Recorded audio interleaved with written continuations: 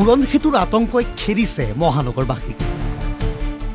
দীঘলী পুখুৰীৰ পিছত এইবাৰ আমবাৰী গুৱাহাটী ক্লাব।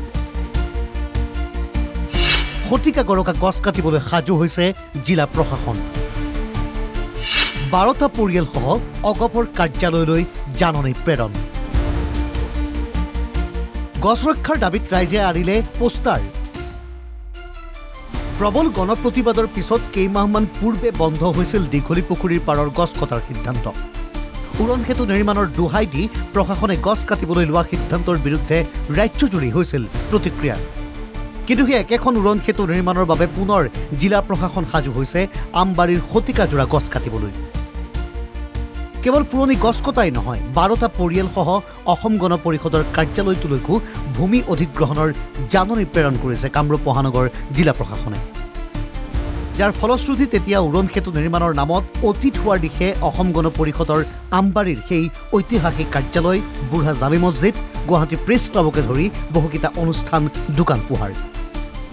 যদি এতিয়া 4 লেন কৰে আৰু 4 লেন কৰি মই জনামতে দীঘলী পুখুৰীৰ পৰা আমাৰ একেবাৰে নুনমাটিলৈকে নেকি এলিভেটেড কৰিডৰ কৰাৰ কাৰণে চিন্তা কৰিছে।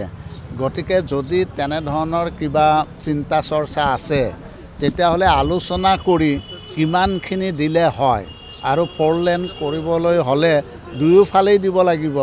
গতিকে আমাৰখিনি কিমানখিনিলৈকে আমাৰ মানে মাটিৰ প্ৰয়োজন হ'ব, সেই কথাখিনি আলোচনা কৰাৰ পিছত নিশ্চয় আমি এটা ভাল কাম কৰিছে, সেই ক্ষেত্ৰত নিশ্চয় আমি সহায় সহযোগিতা আগবঢ়াম।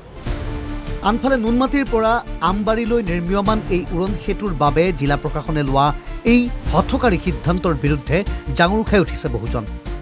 এতিয়া উন্নয়নৰ নামত যদি গছ কাটিব যায়, যে মই কি ক'ম কওক।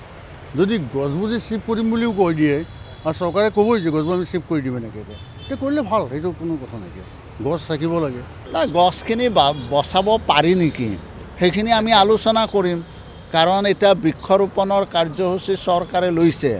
এতিয়া বৃক্ষৰোপণ কাৰ্যসূচী লোৱাৰ পিছত যদি একেবাৰে যদি আৰু প্ৰয়োজনীয় হয় তেতিয়াহ'লে সেইটো সুকীয়া কথা, কিন্তু যদি আমি গছখিনি বচাব পাৰোঁ সেইটো আমাৰ কাৰণে ভাল, চৰকাৰখনৰ কাৰণেও ভাল। বিশেষকৈ পুৰণি গছসমূহ ৰক্ষাৰ দাবীত ৰাইজে এনেদৰে গছসমূহত আঁৰিলে বেনাৰ, পোষ্টাৰ। সকলোৰে এটাই দাবী, উন্নয়নৰ নামত গছ কটা বন্ধ কৰক। গছটো কাটি আছে, আপুনি মন কৰিব যে আপোনাৰ যোনটো ডাউন টাউনৰ সেইটো এৰিয়া, সেই ইমান ধুনীয়া সেই জেগাটো, কিন্তু গছ কাটিছে 10ডাল, কিন্তু এটা পুলিও এতিয়ালৈকে মানে যিটো হিচাপত হ'ব লাগে সেই হিচাপত এতিয়ালৈকে নাই হোৱা। এইবিলাক ধৰক পুৰণি গছ, কিমান পুৰণি, ইয়াত মোটামুটি ধৰক আমি যেতিয়া গুৱাহাটীত সোমাইছোঁ তেতিয়া আমি এইবিলাক গছ সেনেকুৱাই দেখি আহিছোঁ। বহুত ডাঙৰ ডাঙৰ গছ কাটিছে, কিন্তু এইবিলাক বস্তু কটাটো একদম ভুল কথা, কিউকি এইবিলাকে এটা প্ৰকৃতিৰ বস্তুটো প্ৰকৃতিক যেনেকৈ থাকিব দিয়ে সেনেকৈ থাকিব দিব লাগে আৰু।